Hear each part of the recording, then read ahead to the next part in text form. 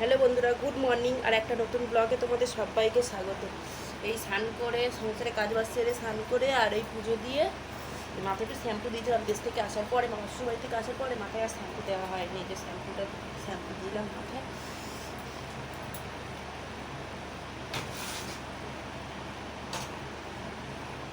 আজ থেকে স্কুল খুলে গেলে 19 তারিখ। উচ্চ মাধ্যমিকের সিট পড়েছিল, উচ্চ মাধ্যমিকের সিট পড়েছিল, তা সেই জন্য ছেলের স্কুল ছুটি ছিল। তা ছেলের এই উচ্চ মাধ্যমিক শেষ হয়ে গেল, আজ থেকে স্কুলও শুরু হয়ে গেল।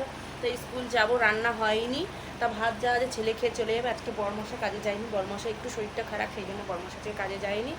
চলো এবার জলের বোতলগুলো আমি ভরতে থাকি। কাল বিকেলে কিছু বোতল মেজে রেখেছিলাম, আর সকালবেলা কটা বোতল মাজলাম। এই যে বোতলগুলো এখন ভরে নিই।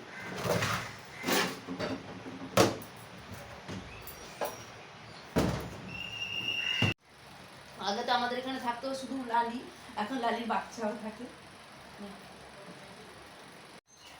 আর দেখো লালিও শুয়ে আছে, লালিকে দিয়ে দিলাম না, লালি ভাত।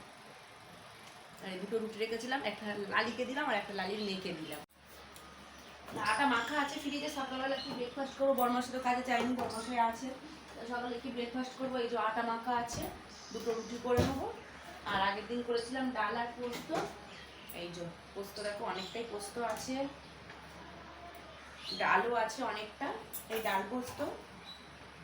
ছেলে খেয়ে স্কুলে চলে যাবে, ভাত আছে, ছেলেকে স্কুলে চলে যাবে। আর আমি দুটো রুটি করবো, 4টে রুটি করবো, আমার দুটো, বড়মশাই দুটো, আর পোস্ত দিয়ে খেয়ে নেবো, সকালে টিফিন হয়ে যাবে আমার।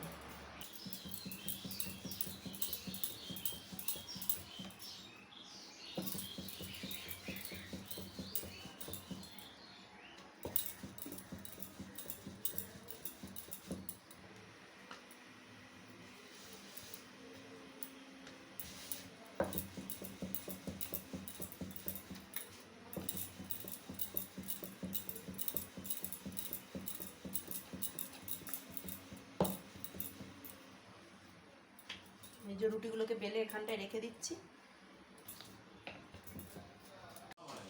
তাই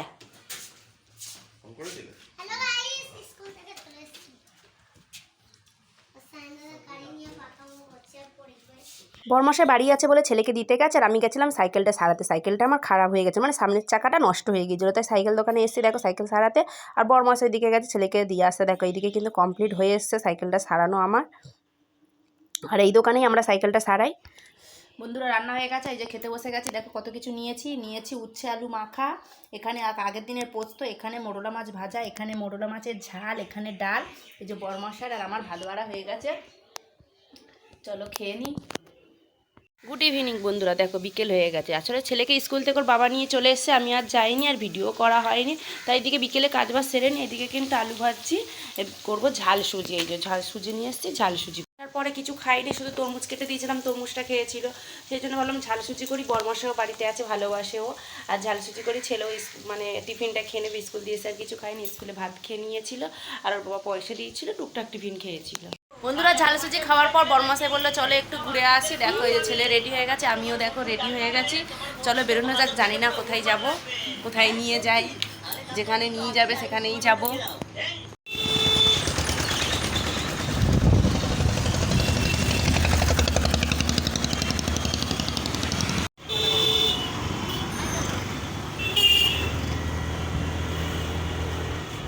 ঘোরা কমপ্লিট হয়ে তারপরে কিন্তু চলে এসেছি ফুচকা খেতে। বরমশাই ভিডিও করে দিচ্ছে, এদিকে ছেলে আর আমি ফুচকা খাচ্ছি। বরমশাই খাইনি বলতে আমার থেকে দুটো খেয়েছিল, আর আমি আর ছেলে দিয়ে দেখো ফুচকা খাচ্ছি।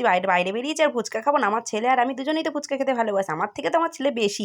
আমি তাও 10-20 টাকা খাই, আমার ছেলে আবার 30-40 টাকা ফুচকা না খেলে ওর জন্য মনই পোষায় না। তবে আমাদের মোড়ে মাথা যে ফুচকাটা বসে, ওই ফুচকা 10 টাকার খেলে মনে হয় ফুচকা খেয়েছি। এখানে 20 টাকার ফুচকা খেয়েও মনে হলো না যেন ফুচকা খেয়েছি, মানে একদমই মন পোষায়নি। তারপরে চলে এসেছিলাম এখানে একটা এটা কি ভেজিটেবিল চপ বলে, এই চপটা কিনেছিলাম, আর ছেলের ওইদিকে চিকেন চপ কিনেছিলাম।